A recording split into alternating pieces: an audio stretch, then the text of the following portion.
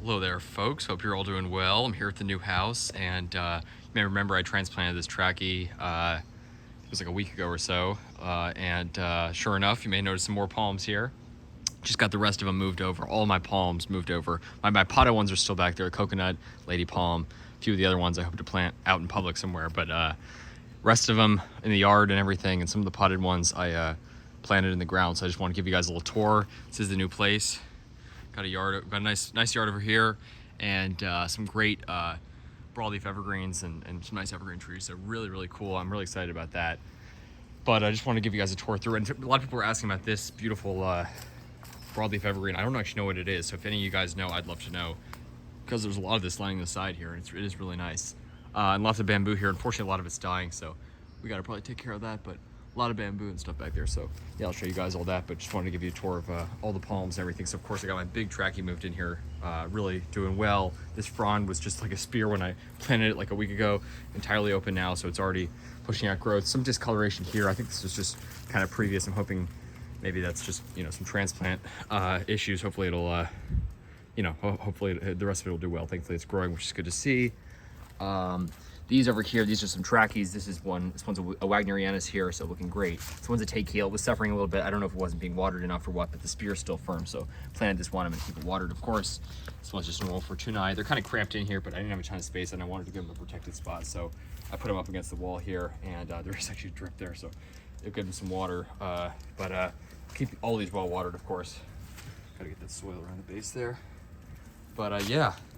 Over here, this is a new one that I just planted. It was not at my old place. I was planning on planting this year, so I put it in here at the new place. This is a saw palmetto, Serrano ribbons. I'm really excited to see how this one does. You know, not normally thought of as a zone 7 palm, but I know several people who have big ones and have had success with them in zone 7 unprotected, so I'm excited to see how it does. I might protect it. I might not this winter. I'm still I'll just kind of, you know, I'll see what I end up doing, but yeah, I don't know. I'm excited to see how it does. So that's a little experimental one.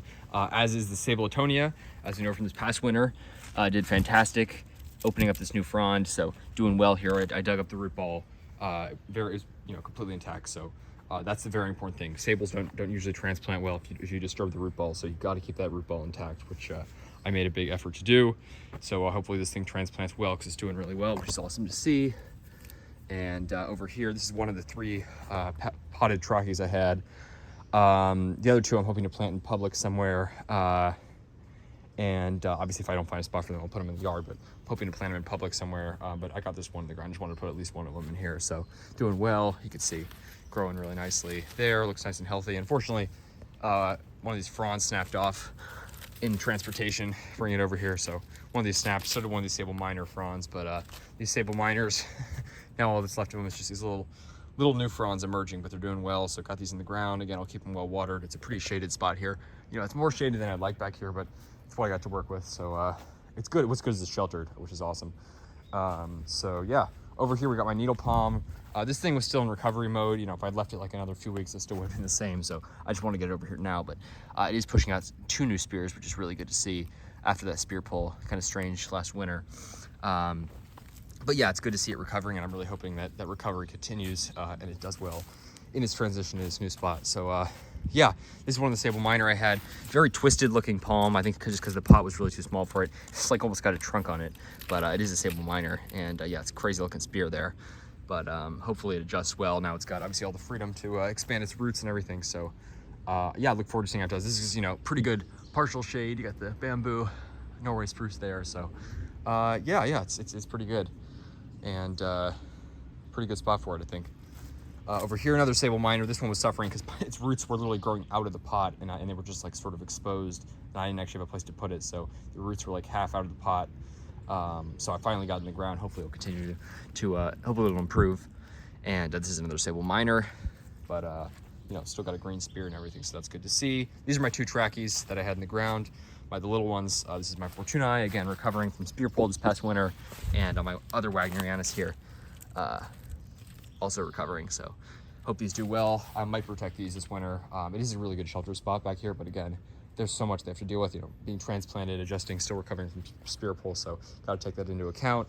All the seedlings I just planted, I dug up every one of those seedlings that I had scattered around, probably like at least 60, probably a lot more actually. I'm guessing at least, yeah, 60, 70, something like that. There's a ton of them here, but it was really easy. Thankfully, the ground here is actually on this side, it's sort of lower. It's actually kind of soggy, which is good. I guess maybe the water pools up a little bit, but that's good for sable miner, and really made it easy. Just stuck them in the ground.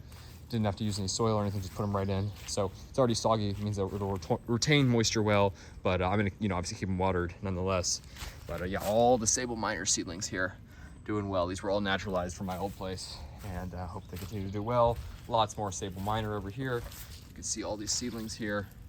Careful where I step here. You can see how soggy the soil is there. And then we got the trachea seedlings. Lots of them also doing really well. They're really have grown a bunch since I planted them. Looking really good. Lots of them in there. And over here we've got the sable palmetto. These I grew from seed from Virginia Beach. Planted them last spring. They survived last winter, with some damage, but grew back from low of 6 degrees. So they're very tough, very hardy, and they're hopefully going to continue doing well here. So I got about 1, 2, 3, 4, 5, yeah, 5 or 6 of them in here, which is good to see. And there's one more, which is this guy. I very much think this is a Camerops. It could be a date palm, but I really, I'm pretty certain it's not after, it survived our past winter. So if a date palm survived down to 6 degrees, it's been known to happen, but usually in a very dry climate.